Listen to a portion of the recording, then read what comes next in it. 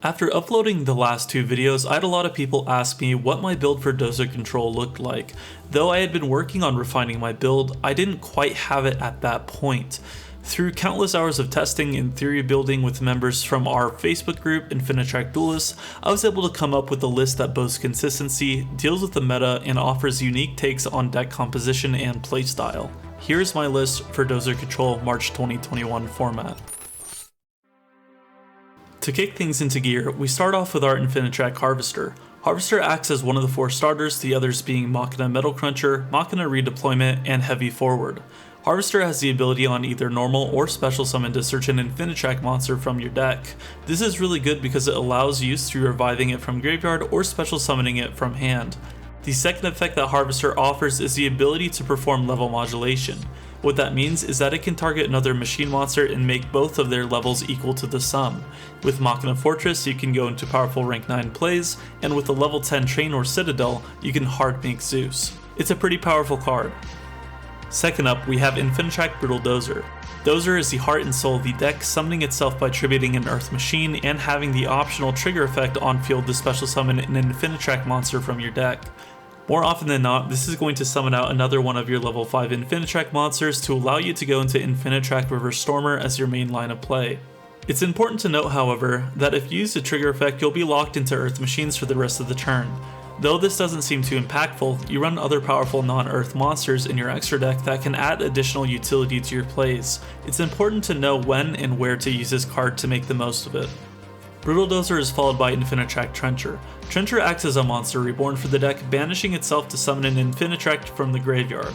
This sets up our main line of play, but it is also a very strong follow-up in future turns.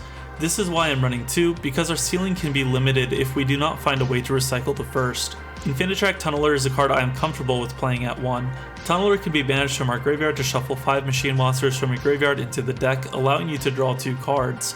As you are already running quite a few high level monsters, we want to reduce bricks when possible.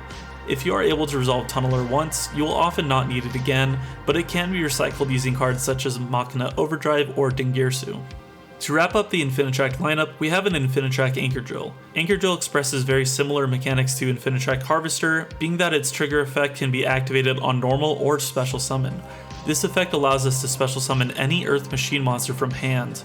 It also has the same level modulation effect, allowing us to go into rank 9s with ease, or even rank 8s using Ancient Gearbox. It isn't used for the main line of play, but it's very important in the follow-up.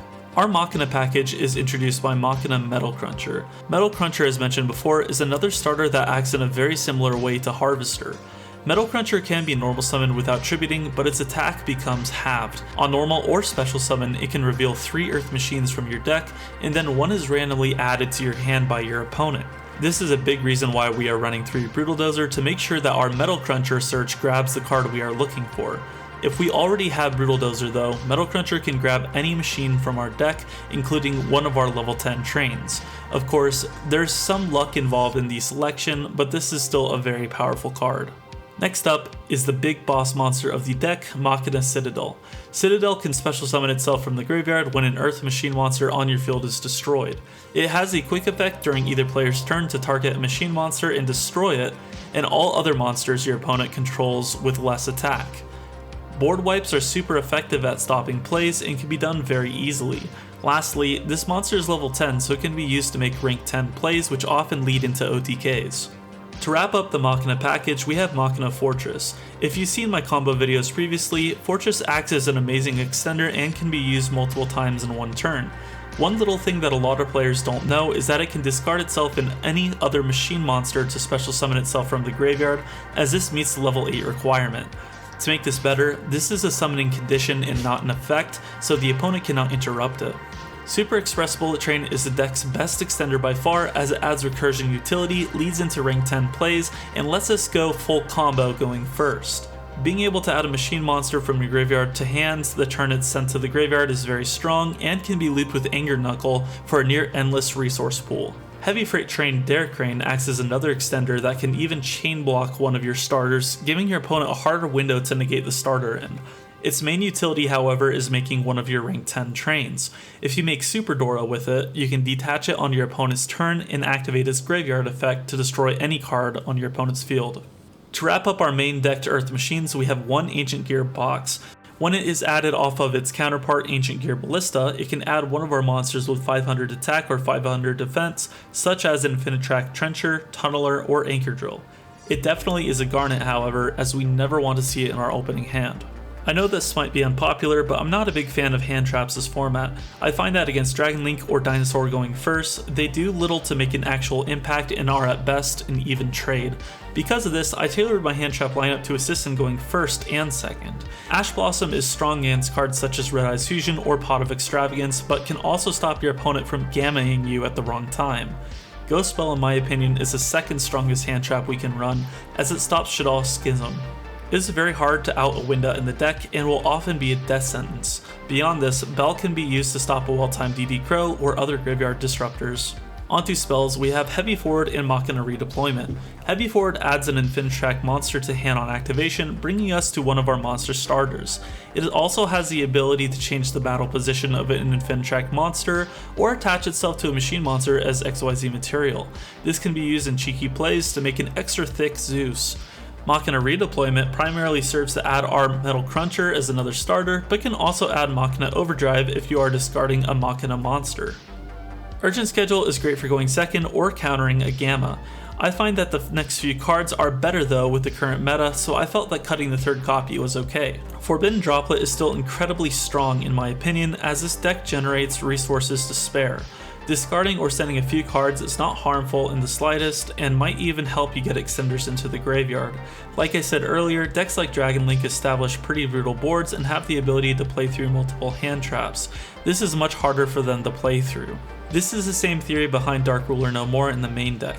The reason why I have this at 2 versus 3 is that it doesn't offer the utility that Droplets has, being able to interact on the opponent's turn. We see success with this in Ryan Yu's Dinosaur list, and I think that this is correct right now to deal with the board after it's made, as again, one hand trap often isn't enough. It's actually not even that bad when you go first, as it can be held for turn 3 to establish the grind game. To wrap up the normal stuff, we have 3 Machina Overdrive. Overdrive allows us to get to Citadel, resulting in a board wipe. It is also the easiest way to recycle our Trencher and Tunneler, aiding further to our deck's amazing grind game. I would not play this card at any less than this number because of how impactful it can be. The main argument against it is that it can be ashed, which is true, but odds are your opponent already used their ash to interrupt your combo going first. Our last spicy choice in the deck is Skill Drain. I want to give a huge shout out to Austin from Infinitrack Duelist for recommending this. Skill Drain is great for going first or second. Our field effects definitely are pretty important, so thankfully it can be sent to the graveyard at any time thanks to Anger Knuckle. A cool interaction it has with Metal Cruncher is that a normal summon Metal Cruncher will return to 2800 attack, meaning the deck has easily summonable beaters. It reminds me of when it was at 3 and people were playing the Beast King Barbaros deck. Our extra deck is pretty standard. We start with Anger Knuckle, which has the cool interaction I explained with Skill Drain, but can also summon level 10 trains from the graveyard, making rank 10 plays easier and Citadel pops more beneficial. The effect to summon a level 10 can be activated on either player's turn. Our next card is Ancient Gear Ballista. Ballista adds Ancient Gear box from deck to hand when it is summoned. It also has the cool effect of targeting a spell or trap you control and an opponent's monster, changing the monster's attack and defense to 0, and destroying your spell or trap. This can trigger cards such as Urgent Schedule. The Infinitrack Link package is 3 Goliaths. All they are useful for is filling your grave with monsters to shuffle back with an Infinitrack Tunneler. A cool feature they offer, however, is the ability to attach themselves to an XYZ monster when sent to the graveyard once per turn. That XYZ monster has the effect that it cannot be destroyed by card effects.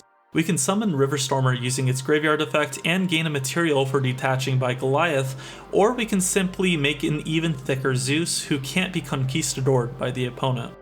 Speaking of Zeus, we have him as well. This is an XYZ deck, so he must be played. He can be hard made as mentioned at the start of the video with Harvester and a level 10 train, but typically sits out most of your duels. He's there if you need him. Our train package of Juggernaut Lieb and Gustav Max set up OTKs. Superdora can assist with this, but is mainly used to make a big booty going first and adding the utility of a Derek Crane pop.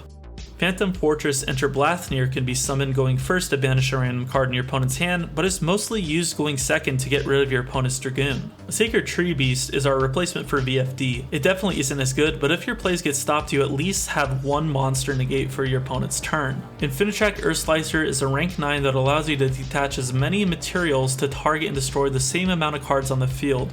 You can destroy your own Earth Machine monster to trigger Machina Citadel Engrave, special summoning it. This is how many of my OTKs happen. Dingirsu, like Enter Blathnir, can be used to get rid of a Dragoon. It can also attach a banished Tunneler or Trencher for further play extension. I absolutely love its utility and couldn't see myself not playing this. Galaxy Eyes Photon Lord is another rank 8 that we can make which negates monster effects. I make this when Dingirsu is unnecessary to dodge potential Nibirus, is quite strong. Our last card is Infinitrack Riverstormer. Riverstormer searches any machine monster from your deck and contribute a machine link monster to special summon itself from the graveyard. This is an effect that Earthslicer also has. One cool thing people forget is that he can also send an Earth Machine monster to the graveyard instead of adding it to hand. If you get drawn lockbirded by your opponent, summoning Riverstormer and using its effect to send Citadel to graveyard can set up a cool interaction. You can link off Riverstormer into Goliath and then summon Riverstormer back, attaching Goliath as material, making it very difficult for the opponent to get rid of it outside of the battle phase. Your opponent will be forced to go to battle phase, attack over it, and then you can summon Citadel from the graveyard. The side deck requires less explanation.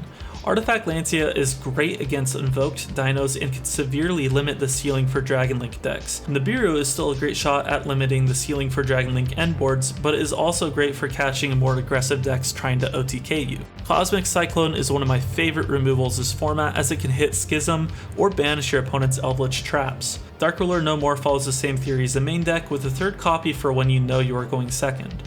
The spice I added is 2 summon limits. When you know you're going first, you want to tailor your main deck to make the strongest board possible. Summon Limit is a highly oppressive trap card that wins games alone. Just like Skill Drain, it can be sent away with Anger Knuckle, making it almost completely one-sided. We conclude our side deck with 3 copies of Evenly Matched. In my opinion, this is stronger than Lightning Storm or Feather Duster as it prevents Eldritch traps from recurring and has strong rogue matchups such as Phantom Knights. Sure, it requires you to waste your battle phase, but this deck excels at a simplified game state. You do not have to OTK going second to win, you'll just continue to establish your turn 1 board and outgrind the opponent. This concludes my deck list for Dozer Control. A lot of this series would not be possible without the Facebook group Infinitrack Duelists. If you are stopping by the channel, I would appreciate a subscribe, but if not that, I highly recommend joining the group. As the meta develops, lists will improve and we'll hopefully see more top cut representation. If you have ideas for the next video I should make, please leave your comment down below. Since uploading the past 2 videos, we have gained 50 subscribers. I want to thank you all for your continued support, as it is you guys who give me inspiration to keep making these videos. Again, thank you for stopping by. I'm excited to see you all in the next video. Until then, stay safe.